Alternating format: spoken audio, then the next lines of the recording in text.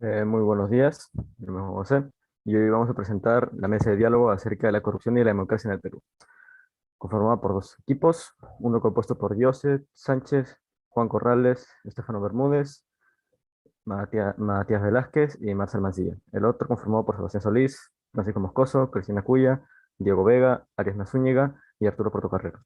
Empezamos con Sebastián Solís.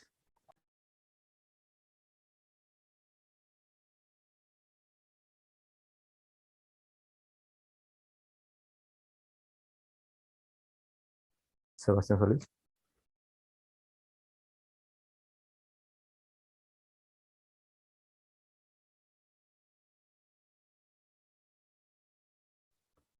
Bueno, en el caso que no aparezca Sebastián Solís, podríamos continuar con otro miembro de ese equipo, quien pueda cubrir su parte temporalmente. Hello, Francisco hello, Moscoso. hello. Hola, Ok. disculpa, se me salió el Zoom. Bueno, empecé. Hola, hace poco me puse a pensar en la democracia y de qué trata y pude investigar lo siguiente. Democracia viene de la palabra griega, la cual significa el poder del pueblo y es ejercida por 165 países de los 193 reconocidos por la ONU. Pero ¿cuál es el origen de esta ideología política usada por la mayoría de países? Lo veremos a continuación. Primero, entenderemos que democracia, si buscan en Internet qué es, te saldrá término referido para designar una de las formas de gobierno en que puede ejercerse el poder político y para el pueblo. Pero en verdad, la democracia no tiene una definición precisa. Existen muchos tipos de democracia. Sin embargo, la que se describe es una de las más comunes, la democracia representativa y la democracia constitucional. La democracia representativa consiste en el que el pueblo no es el que manda, sin embargo, las personas que se seleccionan por medio de los votos son las que llevan las riendas del país. El Estado peruano usa esta democracia, sin embargo, es complementada por la democracia directa o participativa. Democracia constitucional son las democracias las cuales son fundadas a partir de una constitución y está junto con la democracia representativa, las cuales son una de las más comunes usadas por el país. Sin embargo, como dice el constitucionalista Carlos Nino, el matrimonio entre la democracia y la constitución no es sencillo, y esto se debe a que las personas declaran altos grados de libertad, ven a esta como una atadura la cual limita el régimen democrático. ¿Y tú qué opinas, Joseph? Muy bien, continuamos con Joseph Sánchez, el siguiente ponente de del otro grupo. Actualmente estamos viviendo en una situación política muy delicada debido a las intensas protestas que se están dando en contra del gobierno actual del jefe de Estado Pedro Castillo, que ha sido acusado por varios casos de corrupción y por su intenso vínculo con el terrorismo. Prueba de esto es que el último 18 de diciembre, el Procurador General del Estado, Daniel Soria Luján, denunció ante la Fiscalía de la Nación al presidente Pedro Castillo por la presunta comisión de los delitos de patrocinio ilegal y tráfico de influencias por el caso Provías y la buena pro que tuvo en el consorcio vinculado a la empresa de Carolín López, con quien el mandatario se reunió en varias ocasiones. Según la denuncia, las reuniones entre la empresaria Carolín López y el jefe de Estado, Pedro Castillo, se habrían realizado para que el mandatario intercediera a favor de que el consorcio Puente Tarata 3 gane la buena pro de una obra.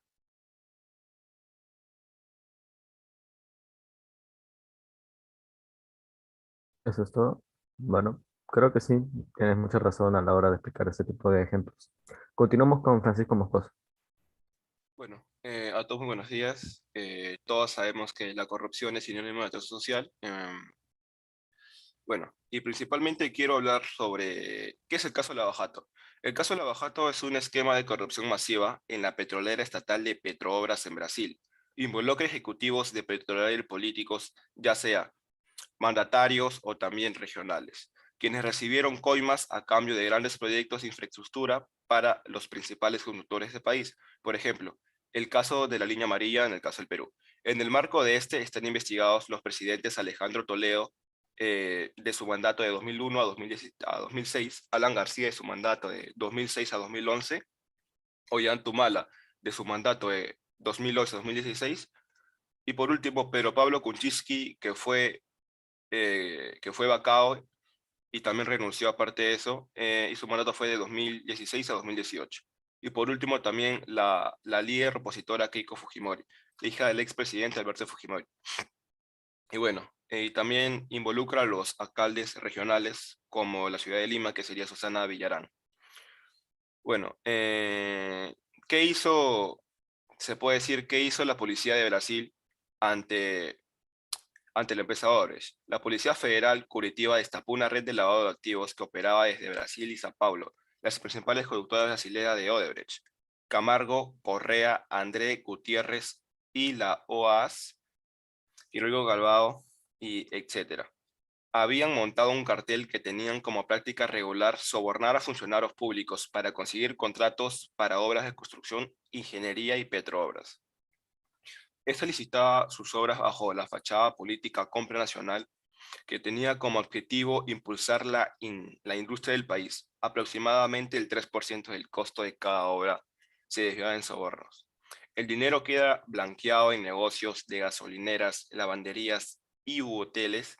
Luego era transferido a cuentas offshore a través de empresas ficticias y transacciones no registradas. Según, eh, según una fuente confiable llamada BBC News, dice que gracias al caso Lavajato nos hemos atrasado 5 años luz en el Perú. Por, bueno, pues se aprecia esa corrupción. Muchas gracias. Muchas gracias, Francisco. Sí, concuerdo contigo en todos los problemas políticos que tiene nuestro país a la hora de vacar los presidentes. Continuamos con Juan Corrales. Buenos días a todos. A ver, primero que todo, siguiendo el tema de los casos de corrupción de mi compañero Francisco, en primer lugar, tengamos en cuenta otra vez un pequeño resumen de en qué es en sí la democracia. Como ustedes saben, es considerada como una forma de gobierno justa y conveniente para vivir en armonía, donde la participación ciudadana es el factor que materializa los cambios. Pero ahí entra la corrupción, que está bastante presente en el país.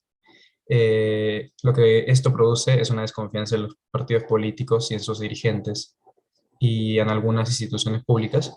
Entonces lo que hace es que conduce a mucha gente a tratar estrategias menos cooperativas y fomenta la distracción con el objeto de no ser explotado por personas pertenecientes a redes corruptas.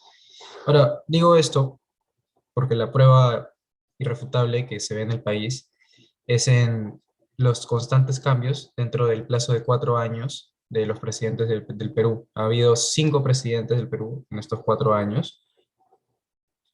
Y según Hernán Chaparro, que es un analista, señala que nunca hay un consenso entre los ejecutivos y el legislativo. Y eso genera una crisis de gobernabilidad tras otra. Ahora, como ustedes saben, en la actualidad se están convocando manifestaciones de protesta y ha habido un paro nacional por las distintas acciones que ha tenido Castillo en su incapacidad de dirigir un gobierno. Ahora, desde que Castillo llegó al poder contra todo pronóstico, este ha alternado ejecutivos de orientación diversa, y lo que ha llevado a sus críticos a acusarle de conducir el país con un rumbo errático. Y esto se ve fundamentado por el hecho de que en una entrevista a la cadena NBC, creo, dijo que ya estaba en la presidencia para aprender, lo que demuestra pues su incapacidad para dirigir un país. Y bueno, gracias a sus decisiones, escandalosas, han habido varios ministros que han tenido que renunciar por cuestionamientos y diversas cosas relacionadas en el Congreso. Ahora, Castillo fue elegido presidente en la segunda vuelta y con ello derrotó a la candidata Keiko Fujimori y se convirtió de esta manera en el primer campesino presidente del Perú. Castillo fue candidato del Partido Radical de Izquierda Perú Libre, cuyo presidente no podía presentarse al haber sido inhabilitado por corrupción, pero nunca terminó de identificarse totalmente con el ideario de un partido con el que ganó la presidencia, pero en el que nunca militó. Las elecciones dejaron además un Congreso muy fragmentado, con una heterogénea variedad de partidos, lo que obliga a Castillo a forjar difíciles alianzas para alcanzar un mínimo de estabilidad. Pero hasta ahora se ha visto que no ha logrado ese objetivo. Incluso podría decir que ha empeorado la situación del país. Entonces, como ustedes saben, lo que probablemente pues pasará ahora o en un futuro cercano es que después del juramento de su nuevo gabinete ministerial, es cómo convencerá al Congreso de que les dé el visto bueno, que se debe tramitar en 30 días. Ahora, Castillo había anunciado que abrirá ese gobierno a todas las fuerzas políticas, pero hasta estas alturas hay serias dudas de que logre recabar los apoyos necesarios, más que todo por la organización ineficiente que está teniendo. Y sobre él, como sobre todos los mandatarios peruanos en los últimos años, prende la amenaza de la vacancia, que ya se está tomando bastante en cuenta. Un proceso por el que los congresistas pueden terminar prematuramente el mandato del presidente. Ahora, no olvidemos que la vacancia también implica nuevas elecciones y el riesgo para los congresistas de perder sus curules.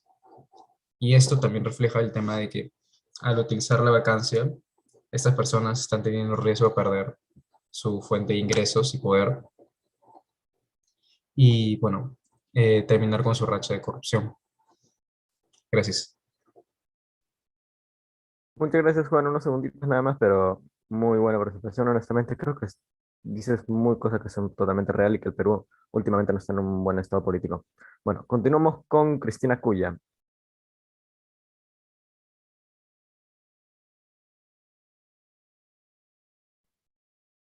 Sí, bien.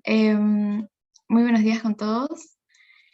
Bueno, concuerdo con Juan que el gobierno de Pedro Castillo atraviesa por muchas crisis tras solo 8 meses de su mandato, 3 cambios de gabinete de ministros y el segundo pedido de vacancia por el Congreso por incapacidad moral, y los recientes acontecimientos de la misma población pidiendo su vacancia debido a su pésima gestión y malos asesoramientos.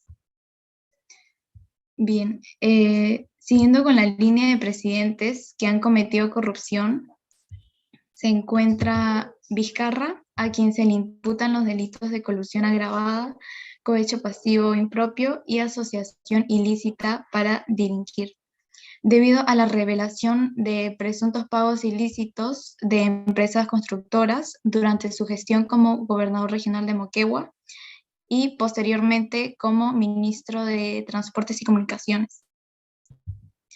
El caso llamado el Club de la Construcción se dedicaban a ganar licitaciones públicas de grandes infraestructuras, muchas de ellas licitadas por el ministro de Transportes mediante el pago de sobornos a autoridades, según un colaborador de la BBC.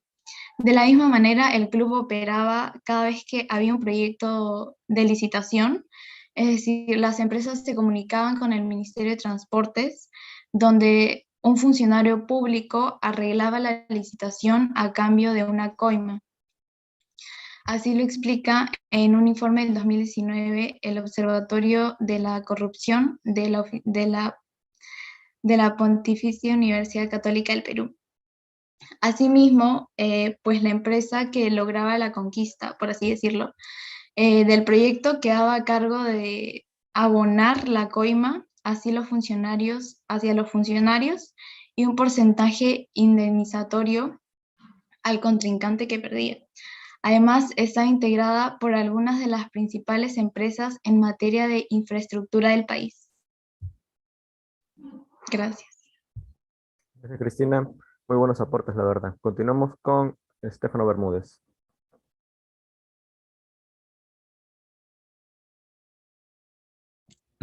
Ok. Entonces, como mi compañera Cristina ha hablado sobre esto, el tema del caso de corrupción sobre Martín Vizcarra de hace unos años nos puede hacer recordar algo sobre todos los casos de corrupción que tuvimos con estos últimos presidentes y que claramente se repiten otra vez con Pedro Castillo.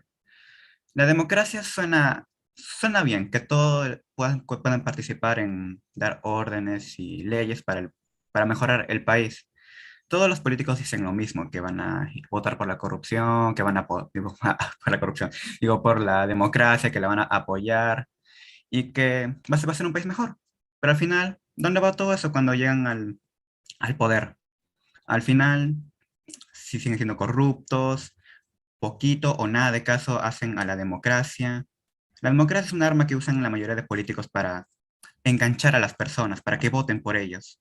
Pero al final del día, cuando ellos llegan al poder, como que se olvidan de que existe la democracia. Alberto Fujimori tuvo un caso de corrupción y además fue uno muy fuerte con el, con lo de que mató a su esposa. Toledo también tuvo un caso de corrupción. Pedro Kuczynski, con su lavado de activos, también Ollantumala. Y como dijo Cristina, Martín Vizcarra con el Club de la Construcción. Entonces, ¿Qué podemos esperar ahora de Pedro Castillo? Él ha estado comentando de que él está por el Perú, que él es por el pueblo, que él, que él tiene unas raíces más humildes, por así decirlo. Pero viendo ahora cómo está la economía, cómo están yendo las protestas, cómo hay un montón de caos, es como que, ¿en serio? ¿Por qué eligieron esa opción?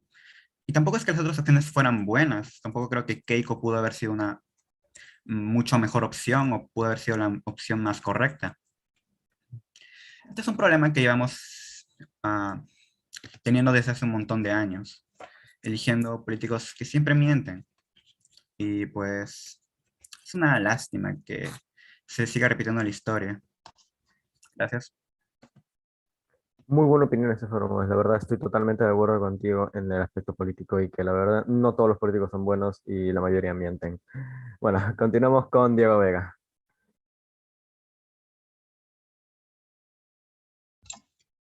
Eh, ya que estamos hablando de los presidentes y de la corrupción, hablemos un poco del caso de Vladimir Cerrón, concretamente en el caso de los dinámicos del centro. El caso de los dinámicos del centro fue en julio de 2021, se incluyó Cerrón y a otros funcionarios de gobierno, y a partir del partido de Perú Libre. En la investigación por lavado de activos correspondiente a caso de dinámico del centro, esta es una organización enquistada en Dirección Regional de Transportes y Comunicaciones del Gobierno Regional de Junín. Mediante dicha obtención se habrían tenido como objetivo el financiamiento de la campaña de Pedro Castillo y la recaudación de fondos para la reparación civil de Cerrón.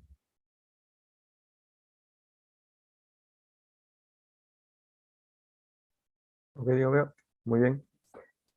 Sí, la verdad que sí, tienes mucha razón en todo el aspecto de ese rol y todos los casos que se muerto este. Bueno, continuamos con Nicolás. Gracias. Bueno, exactamente como estamos hablando, ¿no? Más que todo de cómo es que se ha visto en los últimos años que los presidentes electos han tenido diferentes casos de corrupción, entre otras cosas. Bueno, ahora mismo el futuro, bueno, del presidente electo Pedro Castillo vuelve a estar en entredicho desde su llegada, bueno, a la Casa de Gobierno, al Palacio de Gobierno o a la Casa de Pizarro, como otros le llaman, la sede presidencial. A finales de junio del año pasado, el líder izquierdista de Perú Libre vuelve a enfrentar un proceso de moción de censura tras el intento fallido de destitución en el mes de diciembre liderado por la oposición. El diputado Jorge Montoya de la bancada opositoria de Renovación Popular anunció el pasado 8 de marzo la transmitación de un nuevo procedimiento de vacancia por la incapacidad moral permanente para expulsar a Castillo, cuya admisión se aprobó el 14 de marzo en la Cámara por 76 votos a favor, 41 en contra y una abstención. Actualmente el presidente electo Pedro Castillo, como se sabe, está enfrentando una posible vacancia, ya que, como se ha visto en los últimos tiempos, el pueblo peruano está inconforme con varias de las decisiones que está tomando y en sí con la inflación de los costos en diferentes rubros, como ya sea la gasolina, entre otros productos como, bueno, se ve el pollo, el azúcar, la sal y todo ese tipo de cosas. En sí se está viendo una inflación de los costos en casi todas las materias del Perú.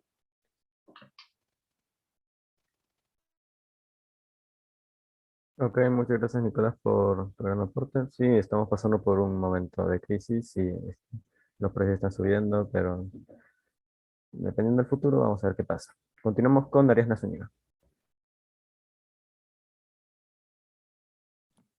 Ok, como vinimos hablando de los expresidentes, como fue mencionado por Cristina, con Vizcarra y por Estefano Bermúdez, justo mencionó a Alberto Fujimori, quien fue gobernador de nuestro país alrededor de 10 años, 2 de ellos como presidente y el resto como dictador.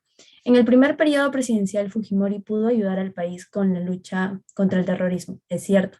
Sin embargo, en el segundo periodo presidencial fue aprovechado por él para realizar sus actos de corrupción.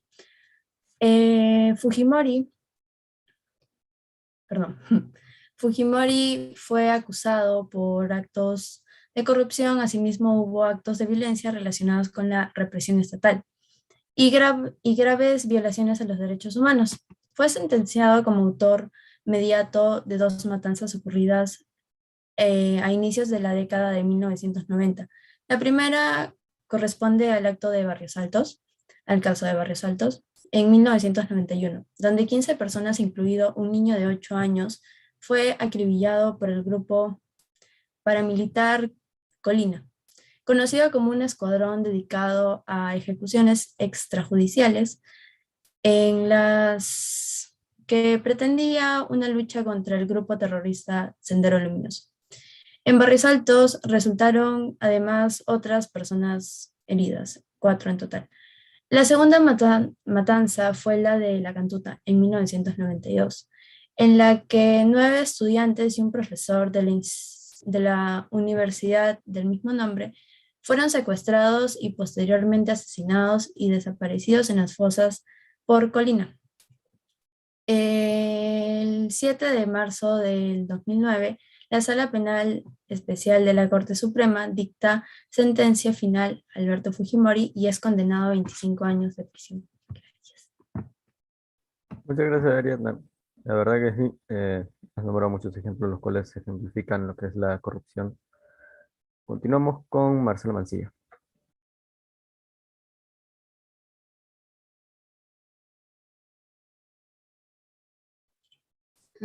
Ya.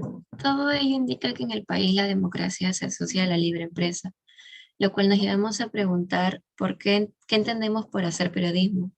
Ahora que nos encontramos en una pandemia, la responsabilidad del periodismo es gravitante. En general, somos conscientes del rol que se debe desempeñar una empresa periodística en la sociedad y la legislación actual brinda a todas las personas o colectivos de las mismas posibilidades de acceder o dar información.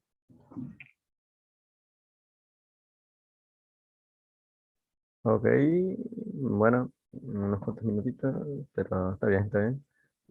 Continuamos con la siguiente, no, con Arturo, el último ponente de la etapa 1.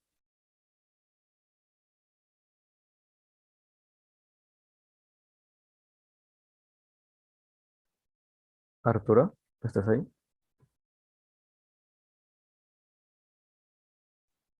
Bueno, vamos que Arturo no está presente. ¿Alguien de su equipo podría reemplazar su parte?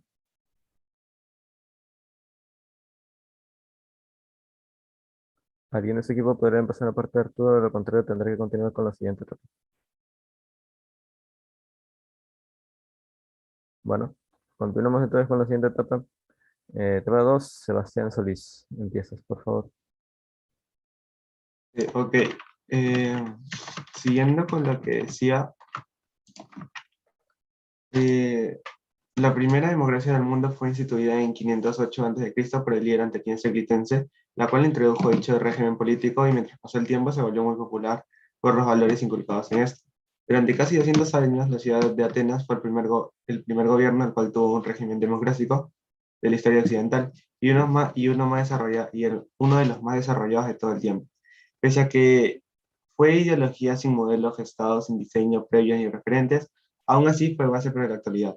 Posteriormente, en la antigua Roma invitó a Grecia, especial la ateniense, para establecer su régimen político. Sin embargo, es aquí donde está perfeccionado para hacer casi la misma democracia que en la actualidad. El cambio realizado fue el siguiente: la inclusión de las personas que no nacieron en Roma. Los judíos y los cristianos lucharon siempre para que todas las personas sean tomadas con igualdad, sin importar su estatus. Y esos fueron los 2 principales cambios realizados por Roma. En conclusión, he dicho tantas cosas sobre la historia de la democracia porque para saber que este fue un régimen instituido desde hace mucho y mejorado en el transcurso de los años. Sin embargo, con todo lo que hemos hablado, la democracia ha sido un retraso y atraso social para el desarrollo de la democracia. Gracias. Muchas gracias, Solís, por tu aporte. La verdad sí, son datos muy interesantes sobre la democracia, porque para poder conversar de esto hay que saber todo acerca de su origen y de qué trata. Continuamos con José Sánchez.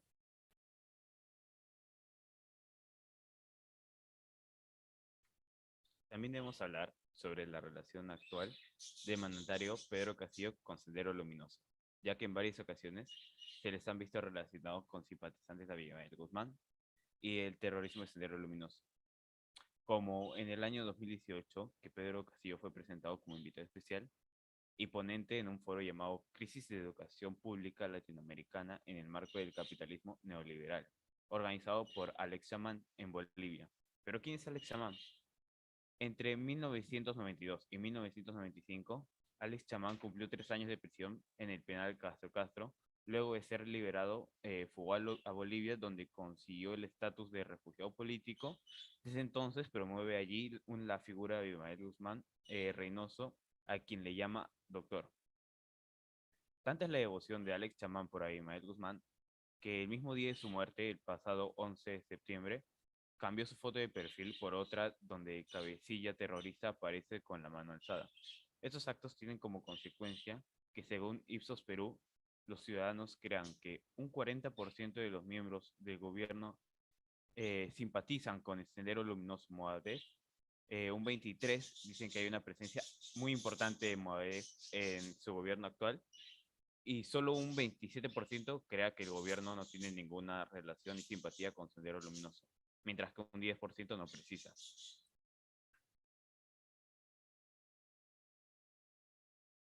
Ok, Joseph, muchas gracias por tu participación. Sí, la verdad que este tema de Sendero Luminoso y los grupos terroristas están muy relacionados con la política y ha sido un tema controversial a lo largo de los años. Bueno, continuamos con Francisco Moscoso. Bueno, ahora quiero abarcar los gastos que ocasionaron las obras que hicieron estos funcionarios públicos en el caso de la Bajato. De acuerdo con el portal Convoca, los pagos fueron ejecutados durante los gobiernos de Alejandro Toledo, Alan García y Ollantumala. Fueron en total 53 transferencias de dinero de cerca de 9 millones de dólares vinculadas a 12 obras de construcción brasilera en el Perú, y más de 1.6 millones para directivos de Odebrecht entre marzo y diciembre de 2014. Entonces, acá lo que puedo decir es que entre obras fueron 9 millones y entre coimas fueron 1.6 millones. Fue un gasto sumamente de dinero que con esos 1.6 millones se pudieron ejercer hospitales, colegios y muchas cosas más. Incluso también obras públicas. Ahora, la suma mayor corresponde al proyecto Gasoducto Sur Peruano, GCP, la más grande obra de ingeniería licitada en nuestro país. Solo por este proyecto se hicieron un total de 17 transferencias de dinero que suman 3.070.000 realizadas entre el 19 de septiembre y el 12 de noviembre de 2014. Pese a ello, la empresa Odebrecht no admitió que se hubiera efectuado coima por alguna adjudición. Bueno, yo opino que exactamente que con todo este dinero generado por Odebrecht y también por las coimas de los presidentes regionales y también exmandatarios peruanos, se hubiera podido mejorar la infraestructura, la agricultura, la ganadería y también aparte de eso, se podía negociar baja de precios, por ejemplo, como el petróleo, o también se podía negociar con el extranjero fertilizantes, entre muchas cosas más. Por eso, exactamente, desde ya hace mucho tiempo el Perú está sufriendo de corrupción ilícita y también el pueblo peruano está siendo engañado solamente por no informarse y por no votar bien en las elecciones. Muchas gracias. Muchas gracias, Francisco. Es totalmente la verdad sobre cómo esto influye en toda la política y en los fondos nacionales, sobre la corrupción y el caso de Brecht. Continuamos con Juan Corrales. Pasando ahora al tema anterior sobre Castillo, que dije en la primera ronda. Como ustedes saben, en febrero de 2022, Castillo anunció que formará su tercer gobierno en solo 6 meses de administración. Ahora, las encuestas muestran una decepción creciente de los peruanos con el presidente y sus constantes cambios de rumbo. Sus críticos le reprochan lo que consideran pagos erráticos al frente del país y alega que el gobierno está en permanente evaluación. En una reciente entrevista con la CNN, que perdón por no haber explicado bien la anterior vez, dijo que en su gestión ha habido un proceso de aprendizaje. Lo más ridículo que he escuchado. Su puesto inicial por un gobierno de tinte más radical duró 4 meses. El de perfil más moderado que nombró en octubre no terminó el primer mes de 2022. Y el prematuro final del gobierno de Vázquez supone el final de la apuesta de dirigentes que, como ella misma o el ministro de Economía Pedro Franque, habían abogado porque las reformas sociales prometidas por Castillo no supieran una deriva revolucionaria. Tras los nombramientos del martes de febrero del mes pasado, que despejan las dudas sobre quiénes serían elegidos para formar el tercer gabinete, queda una gran interrogante. ¿Por cuánto tiempo podrá mantenerse Castillo en el poder en medio de tanta inestabilidad? No se debe olvidar que ha sido el quinto presidente de Perú en los últimos 5 años. El pasado viernes, una editorial del diario República, considerado el más influyente en el ámbito de centroizquierda, describió como un punto de quiebre la crisis suscitada por la dimisión del ministro Guillen. Bueno, ha dicho que es el momento de decir basta, un criterio que podrían seguir las fuerzas de la izquierda moderada que hasta ahora han mantenido el apoyo a Castillo en el Congreso. Y su nuevo gobierno puede ser igual de precario que los dos anteriores, que ya se ha visto que han tenido una gran consecuencia para el Perú. Ahora, a su favor juega que no se atisba en el Congreso una mayoría alternativa, y los líderes opositores obtienen los mismos malos resultados que él en las encuestas. Entonces, esto describe mucho el estado político del país y como la ciudadanía ya no tiene más esperanzas en sus dirigentes políticos y sus partidos. Gracias. Muchas gracias, Juan. La verdad, sí, yo también opino lo mismo que tú acerca de Pedro Castillo, que no es un buen orador y que no sabe expresarse correctamente y sus ideas no son del todo favorables para nuestro país. Continuamos con Cristina Goya.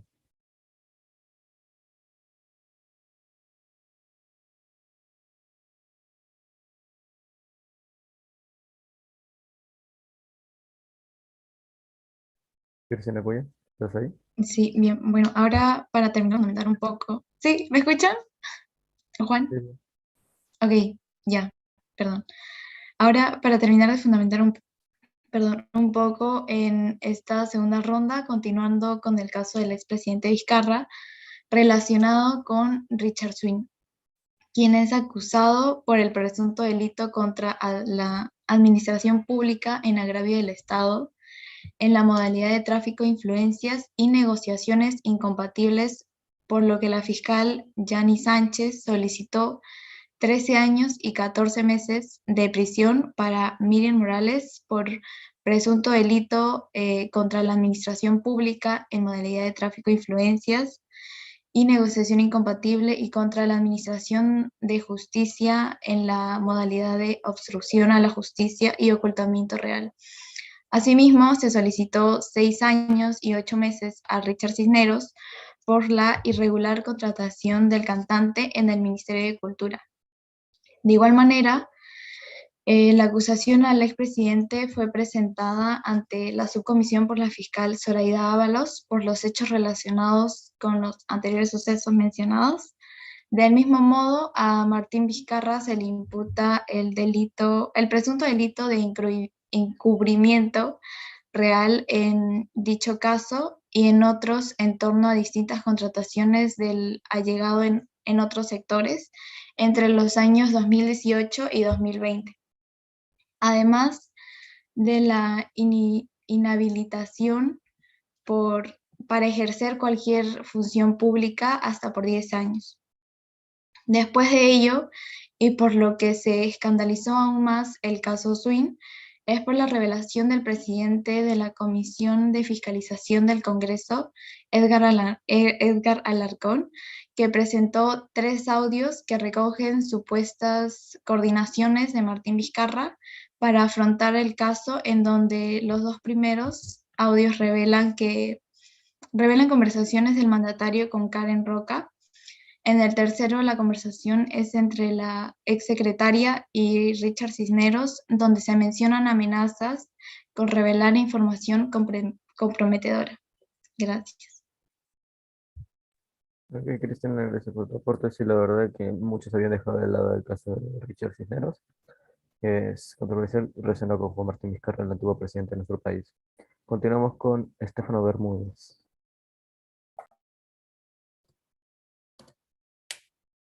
Mm, Bien, como había mencionado mi compañera Cristina, además de casos de corrupción que hay específicamente con los presidentes, por así decirlo, hay como unos secundarios que también aportan esa corrupción y que, bueno, claramente también están afiliados con el presidente o la figura de autoridad, que en este caso sería el presidente.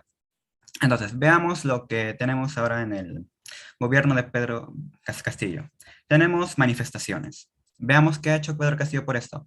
Al menos hasta ayer que yo me había enterado, Pedro Castillo lo único que ha anunciado fue un paro, que no sé si fue para calmar las cosas o es que en realidad no sepa cómo manejar esa situación, porque obligar a todos a meterse a sus casas sin hacer nada, o sea, para que no salgan y no hagan destrozos, por así decirlo, me parece una forma muy profesional de tomar la decisión con esto de los metropolitanos y las carreteras.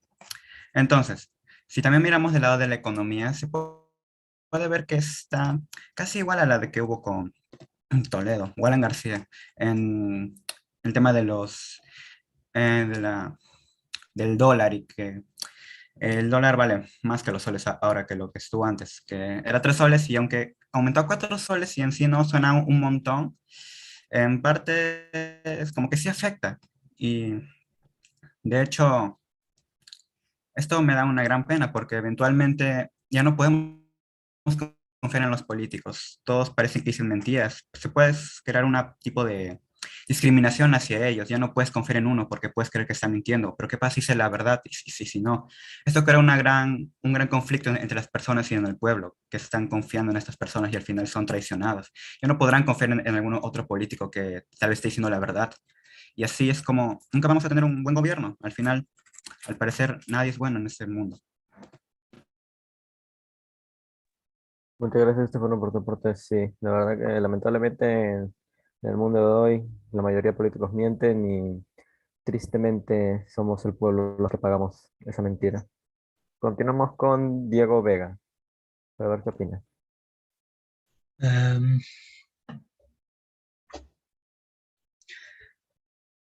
a Cerrón se le acusaron de, de varios casos de corrupción y de delitos penales en su mandato. Como gobernador regional de Junín, entre ellos se destacan el delito de la negociación, delito sobre falsificación de documentos, aprovechamiento de cargos y de lavado de dinero. Uno de los otros casos que llevó Cerrón fue el caso del hospital Daniel Alcides Carrión de Huancayo. El gobierno regional de Junín, estando de titular Vladimir Cerrón, se vio implicado cuando se observó la existencia de indicios sobre la presunta comisión del delito de falsificación de documentos presentados por la empresa contratados. Ok, Diego, muchas gracias por tu aporte, un poquito ahí, pero está muy bien, es verdad. Diste datos muy importantes acerca de la corrupción de hoy en día. Continuamos con Nicolás. Sí, bien, gracias. Bueno, como se mencionó anteriormente, no han habido protestas. Estas protestas arrancaron a partir del pasado 28 de marzo, principalmente por el alza de combustible que se extendió a otros gremios de trabajadores, generando al final un episodio de violencias y disturbios, la cual, como sucede en muchos países, el incremento generalizado de costos de vida ha estrechado el bolsillo de varios peruanos, registrándose datos de inflación los cuales no se han visto en décadas, la verdad.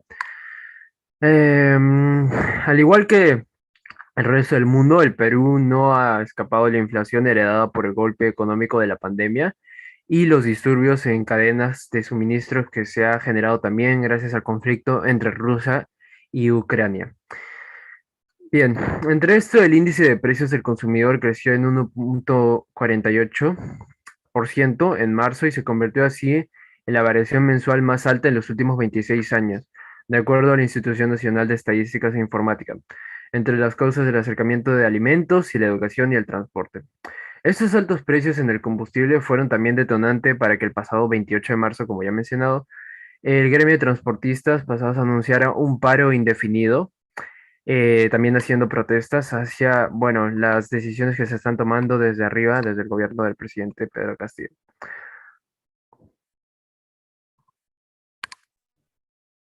Ok, Nicolás, muchas gracias por tu participación.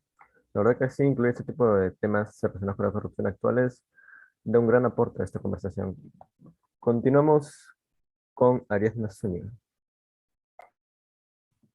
Gracias, Juan José, por el pase. Bueno, continuando con el tema que estaba hablando anteriormente sobre Fujimori, han pasado 13 años desde que Alberto Fujimori fuera condenado por los delitos que el derecho internacional considera como lesa humanidad, junto a otros delitos por corrupción. El expresidente Fujimori es el expresidente peruano más procesado por la justicia y uno de los ciudadanos que le debe más al Estado, por el concepto de reparación civil. El jueves 19 de marzo del 2022, el máximo órgano constitucional peruano decidió revocar su reclusión, que estaba prevista para culminar en el 2033. Alberto Fujimori ya había sido excarcelado en vísperas de la Navidad del 2017, cuando en ese entonces el presidente Pedro Pablo Kuczynski firmó y promulgó una resolución suprema que otorgaba el indulto humanitario. Era por lo menos la tercera vez que la defensa del exmandatario solicitaba una gracia presidencial para su liberación, alegando males de salud y las condiciones carcelarias que presuntamente agudizaban su estado. La demanda de habeas corpus que acogió el Tribunal Constitucional a favor del expresidente, había sido presentada en el 2020 por Gregorio Parco, un abogado que no conforma el grupo de defensa legal de Fujimori. Por otro lado, el abogado Carlos Rivera, defensor legal de las víctimas de la Cantuta y Barrios Altos, declaró que ya ha solicitado a la Corte IDH una audiencia de supervisión de cumplimiento de la sentencia de Fujimori. Con esto nos damos cuenta que estuvo otra vez, nuevamente, a punto de darle el indulto a Fujimori, dejando de lado a las víctimas y todos los delitos que el expresidente, el exmandatario, había cometido. Muchas gracias. Muchas gracias, Ariadna. Finalmente vamos con Marcela Mancilla para terminar esta miseria, ¿no? Mm, Ya, lejos de disminuir el conflicto entre el Ejecutivo y el Legislativo, se intensificó aún más después de que el vicepresidente Kuczynski y Martín Vizcarra asumiera la presidencia tras la partida del primero. A diferencia de Kuczynski, Vizcarra logró conectarse con la ciudadanía y su deseo de reformas a la gobernabilidad. Definió entonces el conflicto ejecutivo y legislativo como una cruzada reformista anticorrupción contra una clase política y un Congreso corrupto. La primera fase de esta pugna entre Vizcarra y el órgano legislativo terminó cuando Vizcarra disolvió el Congreso en septiembre del 2019. ¿Listo? Ok. Bueno, gracias por tu participación. Y con esto terminamos la mesa de diálogo debido a que un integrante faltó, pero sin embargo creo que obtuvimos una gran cantidad de aportes muy importantes